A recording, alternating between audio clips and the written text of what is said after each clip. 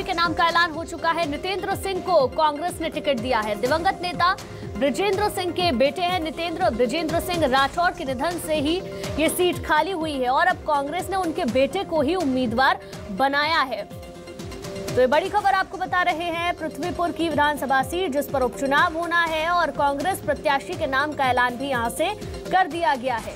बृजेंद्र सिंह के बेटे को ही यहां से कांग्रेस ने अपना उम्मीदवार बनाया है। बृजेंद्र सिंह राठौर के निधन के बाद ही ये सीट खाली हुई थी और उसके बाद उनके बेटे को यहां से उम्मीदवार बनाया गया है। एक सिंपैथी फैक्टर भी यहां से देखने को मिलेगा और सबसे बड़ी बात यह है कि इनके नाम को लेकर कोई विरोध भी अभी तक सामने नहीं आया है। ऐसे में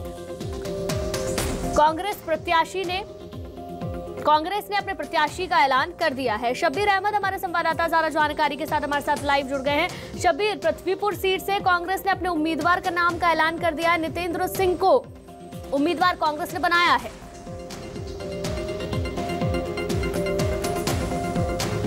बिल्कुल, नितेंद्र सिंह जो बृजेंद्र सिंह राठौर जो पूर्व विधायक थे, वहां पर विधायक थे जिनके निधन के कारण ये सीट खाली हुई थी, उन्हीं के बेटे के ऊपर दाव कांग्रेस ने लगाया है। कुछ देर पहले ही कांग्रेस की तरफ से ऐलान किया गया, एआईसीसी की तरफ से ये ऐलान किया गया है कि नितेंद्र सिंह राठौर पृथ्वीपुर से कांग्रेस के प्रत्याशी होंगे। नितेंद्र सिंह के बारे में आपको बता दें, वो पिछले कुछ दिनों से लगातार सक्रिय थे, जनसंपर्क कर रहे थे। यानी पीसीसी चीफ कमलनाथ और आलाकमान की तरफ से उनको निर्देश दे दिए गए थे कि जमीन पर जाकर वर्क करें और वहां पर काम करें। और सबसे पहले जो 4 जगहों पर चुनाव होना है, सबसे पहले नितेंद्र सिंह का ही नाम आया है सामने, चाहे कांग्रेस हो या बीजेपी हो। अभी तक किसी ने भी टिकटों का ऐलान नहीं किया था, लेकिन नितेंद्र सिंह को ये टिकट दे दिया गया है। अभी तक कांग्रेस के अंदर से खबरें निकल कर आ रही थी कि अभी कुछ देर पहले यहां पर कमलनाथ के निवास पर बैठक होनी है और उसके बाद यहां से दिल्ली आलाकमान नाम जाएंगे। लेकिन अब यह साफ हो गया है कि नितेंद्र सिंह को उम्मीदवार बनाया गया। यानी जहां पर एक नाम थे, कांग्रेस ने सबसे पहले वहां पर नाम का ऐलान कर दिया। यानी अब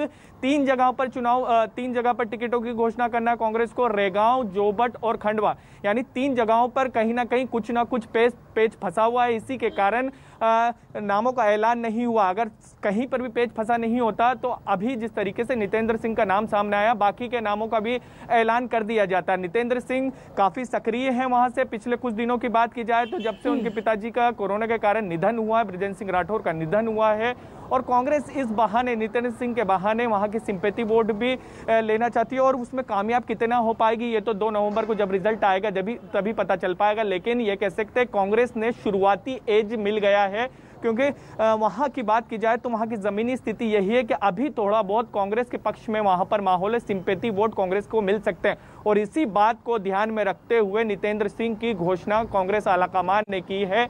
यानी दमोह में भी हमने देखा था, वहां पर कांग्रेस ने पहले कांग्रेस का उम्मीदवार का ऐलान कर दिया था, उसके बाद बीजेपी का प्रत्याशी का ऐलान किया गया था। बीजेपी का प्रत्याशी सबको पता था कि राहुल लोधी रहेंगे, लेकिन कांग्रेस ने पहले ऐलान करा था, फिर राहुल लोधी का ऐलान हुआ था। और यहाँ भी उपचुनाव में ये कह सकते हैं मानसिक तौर पर कांग्रेस ने बढ़त बनाई है। सबसे पहले ऐलान कर दिया है।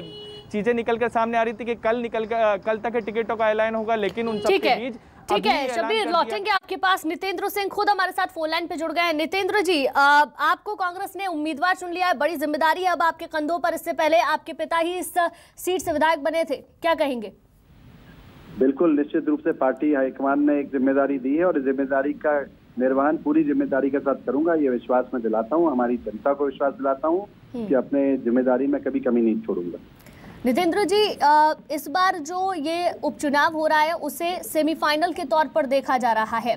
एक विधानसभा सीट जिसकी जिम्मेदारी आपके ऊपर, और इस सीट से बीजेपी और कांग्रेस दोनों के बीच ही कड़ी टक्कर मानी जा रही है। तो कैसे आप अपनी जिम्मेदारी को पूरे विश्वास के साथ निभाएंगे, क्योंकि कांग्रेस पार्टी ने आप पर विश्वास जताया है? निश्चित रूप से देखिए, जो भी पार्टी होती है, भारतीय जनता पार्टी से जो भी प्रत्याशी होंगे, कोई भी प्रत्याशी कभी कमजोर नहीं होता, प्रतिद्वंदी हमेशा मजबूत होता है। मेरा प्रयास होगा कि मैं जो जनता के मुद्दे हैं, जो जनता जिन मुद्दों से परेशान है, चाहे महंगाई हो, चाहे भ्रष्टाचार हो, ये जनता के समक्ष लेकर जाऊंगा। और आज गरीब जनता पिसी हुई है, उनकी कमर टूटी हुई है बढ़ती हुई महंगाई से, तो निश्चित रूप से सारे मुद्दे मैं उनके बीच में लेकर जाऊंगा। मुझे पूरा विश्वास है कि जनता आशीर्वाद जरूर देगी। नितेंद्र जी, पृथ्वीपुर सीट से कौन से मुद्दे आप समझते हैं जिन पर ये चुनाव लड़ा जाना है? आज पृथ्वीपुर हो या पूरा मध्य प्रदेश, सबसे बड़ा मुद्दा अगर कोई है वो है महंगाई। आप देखिए, चाहे बिजली की बात हो, चाहे खाने के तेल की बात हो, चाहे रसोई गैस की बात हो, चाहे पेट्रोल डीजल की बात हो, आम आदमी की कमर टूटी हुई है महंगाई से, हर विभाग में भ्रष्टाचार है, चाहे आवास की बात हो, चाहे राशन की बात हो, बिना पैसों के, बिना रिश्वत के वो चीजें उनको उपलब्ध नहीं होती। गरीब के कार्ड नहीं बनते हैं, बहुत परेशानियों में गरीब आदमी है, बिजली मिलती नहीं है, ट्रांसफार्मर नहीं है, गांव-गांव में कुर्कियां की जा रही हैं। तो ये बहुत सारे मुद्दे हैं जो बीच में है और आम आदमी और गरीब आदमी इन सब परिस्थितियों से परेशान है। इसके अलावा जातिगत समीकरण भी वहां के, ऐसे आपको लगता है कि जो जातिगत समीकरण बैठेंगे पृथ्वीपुर सीट के, उसमें आप जनता का भरोसा जीत पाएंगे? देखिए, जातिगत समीकरण से मेरे पिताजी लगभग 40 वर्ष जनता की सेवा करते रहे और सबसे कम जाति अगर है तो वो लगभग मान के चलिए हम लोगों की है, लेकिन उसके बावजूद भी जनता ने लगातार उन पर विश्वास जताया। तो आज के समय में मुझे नहीं लगता कि जातिगत समीकरण सबसे महत्वपूर्ण अगर चीज है कि अगर आप अपनी जनता के बीच में खड़े उतरते हैं, विकास के काम करते हैं, जनहित के मुद्दे उठाते हैं, तो जातिगत समीकरण उतना महत्व नहीं रखते। महत्व रखता है कौन अपने क्षेत्र में किस तरह से काम करता है। सर, इस सीट के जो सबसे बड़े मुद्दे हैं जातिगत आरक्षण, पानी, सिंचाई, शिक्षा, बेरोजगारी और स्वास्थ्य, इन मुद्दों पर आप चुनाव लड़ेंगे और आपको यकीन है आप जीत जाएंगे?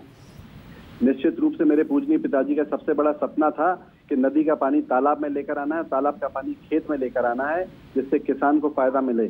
मेरा प्रयास रहेगा, अगर मुझे जनता का आशीर्वाद मिलता है तो वो अधूरे सपने जो मेरे पिताजी के थे उसके लिए मैं पूरा प्रयास करूंगा।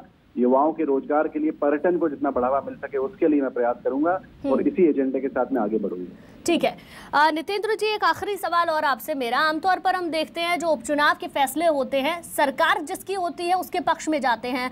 आपको नहीं लगता कि इस बार ये उपचुनाव थोड़ा सा मुश्किल रहने वाला है?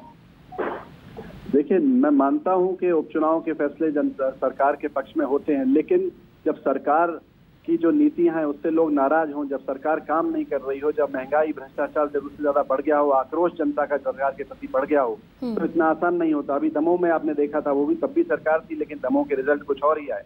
इसलिए ऐसा कोई निश्चित नहीं है और मुझे पूरा विश्वास है कि इस बार सरकार के खिलाफ जनता वोट करेगी और ऐसे विधायक को चुनेगी जो उनके मुद्दे सरकार के समक्ष रखेगा और उनके मुद्दे ऊपर उठाकर लेके जाएगा। चलिए ठीक है नितेंद्र सिंह जी, बहुत बहुत शुक्रिया हमसे बातचीत करने के लिए। तो कांग्रेस के उम्मीदवार नितेंद्र सिंह, पृथ्वीपुर सीट से कांग्रेस ने अपना भरोसा नितेंद्र सिंह पर जताया है और कहीं ना कहीं जीत का दावा नितेंद्र सिंह करते हुए भी नजर आ रहे हैं। बृजेंद्र सिंह, जिनके निधन के बाद से ये सीट खाली हुई है, उन्हीं के बेटे को यहां पर उम्मीदवार बनाया गया है। शब्बीर अहमद हमारे संवाददाता लगातार हमारे साथ बने हुए हैं। शब्बीर, कई अहम मुद्दे हैं पृथ्वीपुर सीट को लेकर और जो सबसे बड़ा सवाल है जो अभी मैंने नितेंद्र जी से भी पूछा, उपचुनाव के नतीजे आमतौर पर हम देखते हैं जिसकी सरकार होती है उसके पक्ष में ही आते हैं। ऐसे में जनता ने जो विश्वास बृजेंद्र सिंह के ऊपर दिखाया था, क्या नितेंद्र सिंह भी जीत पाएंगे?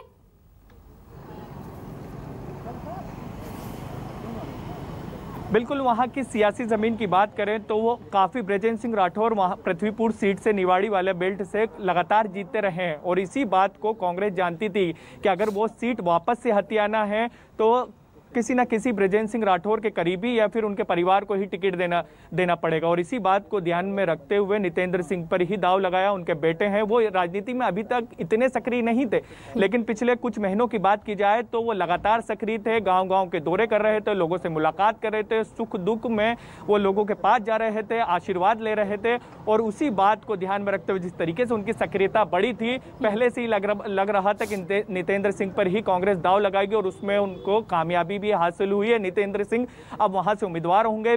ये कह सकते हैं कि पहले बैटिंग करती भी नजर आ रही है उपचुनाव में कांग्रेस, क्योंकि प्रत्याशी का ऐलान पहले ही कर दिया गया है। वहीं पृथ्वीपुर की बात करें तो पृथ्वीपुर से बीजेपी को लेकर थोड़ी सी सीट को लेकर घमासान नजर आ रहा है। कल भी कुछ प्रत्याशी वहां पर जो टिकट की दावेदारी कर रहे हैं, बीडी शर्मा जो प्रदेश अध्यक्ष हैं बीजेपी के, उनके बंगले के बाहर पहुंचे थे और कहते हुए नजर आए थे किसी बाहरी नेताओं को टिकट ना दिया जाए क्योंकि लगातार हार झेलना पड़ती है और इन सब के बीच नितेंद्र सिंह को टिकट मिला है। तो वहां की जमीनी हालात को देखते हुए कांग्रेस ने बड़ा फैसला लिया है और सहानुभूति वोट को भी ध्यान में रखा गया इस फैसले में। लेकिन एक चीज और बार बार ये सामने आ रही है, पृथ्वीपुर को लेकर तो टिकट का ऐलान कर दिया गया है, लेकिन जोबट हो या फिर रेगांव हो या खंडवा हो, यहाँ पर ऐलान नहीं हुआ। यानी इससे ये साफ हो रहा है कि कहीं ना कहीं यहाँ पर पेच फंसा हुआ है, इसी के कारण यहाँ की टिकटों का ऐलान नहीं हुआ। रेगांव में कौन होगा प्रत्याशी, इसके बारे में अभी कोई चर्चा नहीं हो रही। कल्पना वर्मा का जरूर नाम चल रहा है क्योंकि रेगांव में कांग्रेस कमजोर और सालों से वहाँ पर सीट नहीं जीत पाई है रेगांव की। वहीं हम जोबट की बात करें तो जोबट में जो सुलोचना रावत है, जो पूर्व विधायक हैं, वो खबर आ रही है कि वो बीजेपी नेताओं के संपर्क में दीपक भूरिया को टिकट देने, दीपक भूरिया का भी नाम आ रहा है, जो कलावती भूरिया के भतीजे, उनका नाम भी सामने आ रहा है, और भी कई दावेदार सामने आ रहे हैं। लेकिन खंडवा में भी हम देख रहे हैं सुरेंद्र सिंह शेरा का लगातार ताल ठोक रहे हैं। खंडवा में अरुण यादव मजबूत प्रत्याशी है, कांग्रेस के कई नेता बोल चुके हैं, वो जनसंपर्क में जुटे हुए हैं, लेकिन उनके टिकट का नाम ऐलान नहीं हुआ है। लेकिन नितेंद्र सिंह का नाम ऐलान हो गया। इससे ये साफ है कि वहां पर कांग्रेस ने एक ही प्रत्याशी था, एक ही दावेदार था, इसलिए टिकट का ऐलान कर दिया गया। बाकी 3 जगह पर 2-2 या 3-3 दावेदार है। इसी के कारण अभी फिर से मंथन इस वक्त कमलनाथ के निवास पर, चाहे जीतू पटवारी हो, रवि जोशी हो, सज्जन सिंह वर्मा हो, विजय लक्ष्मी साधो हो, वो इस वक्त वो यहाँ पर मौजूद हैं और बैठक चल रही है। उम्मीद जताई जा रही है 1 घंटे तक ये बैठक की जाएगी। यहाँ से कमलनाथ आखिरी नाम चर्चा की जाएगी और फाइनल लिस्ट लेके कल सुबह दिल्ली रवाना होंगे और आलाकमान से मोहर लगवाएंगे, यानी शाम तक के तमाम नाम सामने आ जाएंगे कांग्रेस के। जी बिल्कुल शब्बीर, देखिए कांग्रेस पार्टी यहाँ पर कोई कोर कसर नहीं छोड़ना चाहेगी, क्योंकि कांग्रेस के पास एक यही मौका होगा जिससे वो ये बता सकती है कि हमारे साथ जब कांग्रेस की सरकार गिरी थी उस वक्त भी जनता थी और आज भी जनता है। लेकिन बीजेपी के लिए इसलिए जरूरी हो जाता है, कहीं ना कहीं इससे ये तय होगा कि जनता का रुख किस तरफ है और अगले विधानसभा चुनाव में ये साफ होगा और उसी तरीके से पार्टियां अपनी तैयारी करेंगी।